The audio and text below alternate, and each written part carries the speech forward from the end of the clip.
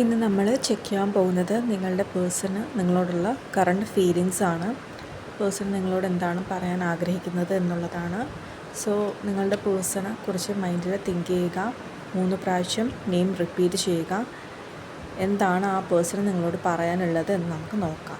Okay, so first വന്നിരിക്കുന്നത് we will be together again.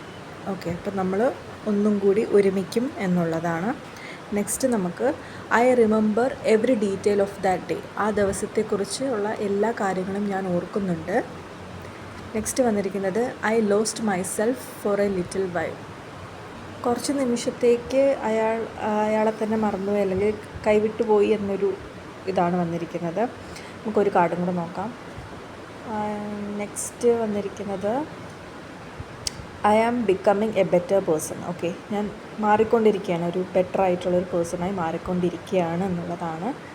And final last ഒരു കാർഡും കൂടെ എടുത്ത് നമുക്ക് നോക്കാം. Sometimes I stay awake thinking about you.